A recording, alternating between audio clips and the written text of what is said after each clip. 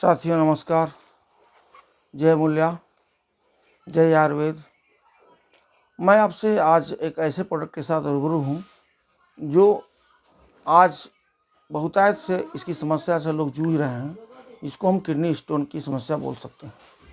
Kidney stone अपने आप में एक ऐसी समस्या है जिसके थ्रू उनको उल्टियाँ आती हैं, कमर दर्द होते हैं, पेशाब में पीलापन हो जाता है, पेशाब गाढ़ा होने लगता है और बहुत ज़्यादा तीक्ष्ण दर्द के द्वारा वो परेशान हो जाते हैं।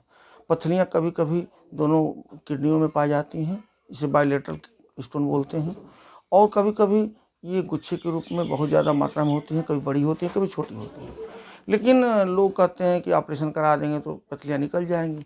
पथरियों का बनने का जो क्रम होता है वह निरंतर चलता रहता है और निरंतरता ऐसी रहती है कि अगर इस साल आपने पथरी का ऑपरेशन करा दिया तो 4 साल बाद फिर पथरी की समस्या बन जाती है। मैंने अक्सर बहुतायत देखा है। तो मैं चाहूँगा कि पथरियों के निदान के लिए आप घबराएं नहीं। अमूल्या हर्ब्स ने इसके लिए 2 ऐसे प्रोडक्ट लॉन्च किए हैं, जिसको अमूल्या क्रश और अमूल्या कैप्सूल हैं, जिसके थ्रू आप पथरियों को दूर कर सकते हैं। और मैं वादा करता हूँ आपसे कि ये इनका मैंने प्रयोग किया कई लोगों पर और मैंने देखा कि 3 mm से लेकर 10 mm तक की पथरियाँ 3 महीने में गायब हो गई, तो टूट कर। तो आपको मैं बताना चाहूँगा कि पथरियों का जो इलाज होता है वो परहेज से भी निर्भर करता है। आप पानी कैसा पीते हैं, किस क्षेत्र में रहते हैं, क्योंकि स्टोन के कई क्वालिटी होती हैं, फास्फेट से बना हुआ, ऑक्जेलेट से, कैल्शियम से बना हुआ। इस तरह पथरियों के जो कण होते हैं जिसको हम कंसंट्रेशन के थ्रू बनते हैं, वो जिसको मैं निकालना चाहता हूँ वो किस पदार्थ से बने हैं, तो उसके आधार पर उनकी निकासी का भी एक समय तय होता है। लोग कहते हैं कि हमारी पथरी नहीं निकली, तो वो ऑक्जेलेट वाली पथरियाँ थोड़ी हार्ड होती हैं, इसलिए नहीं निकल पाती। और मैं बताना चाहूँगा कि आप इसके लिए 4-5 चीज़ें खाना बंद कर दें। जैसे आपने पालक भी बंद करना है, प्याज भी नहीं खाना है, पनीर भी नहीं खाना है और जो टमाटर भी नहीं लेनी है। इन चीज़ों से पथरियाँ ज़्यादा ही बनती हैं। दूध से बनी चीज़ों से भी पथरियाँ बनती हैं, इसलिए कैल्शियम वाले जो पदार्थ हैं उनका भी परहेज करना होगा। अब मैं बताना चाहूँगा आपको कि पथरियों की जो गुणवत्ता होती है, जो पथरियों की जो क्वालिटी होती है, वो कोई पथरियाँ बहुत मुलायम होती हैं, कोई बहुत सख्त होती हैं। तो सख्त पथरियों के लिए उतना ही लंबा समय लगता है, लेकिन जो मुलायम पथरियाँ होती हैं वो जल्दी निकल जाती हैं घुलकर। तो आप पानी इसके लिए बहुत ज़्यादा पिएं, कम से कम 4 से 6 लीटर पानी पर डे पिएं।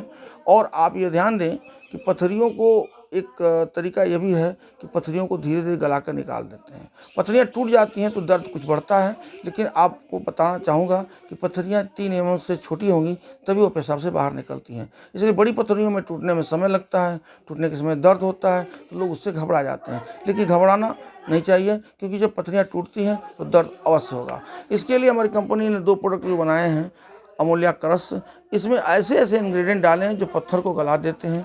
मैं बताना चाहूँगा कि हमारा जो एक कैप्सूल आता है, ये 1 कैप्सूल सुबह 1 कैप्सूल शाम लेंगे तो 15 दिन चलता है। और हमारा जो सिरप है वह 10 ml सुबह 10 ml शाम लेंगे तो ये 10 दिन चलता है। यानी 1 महीने के लिए 2 डिब्बी ये कैप्सूल और 3 डिब्बा इस सिरप का खर्च है।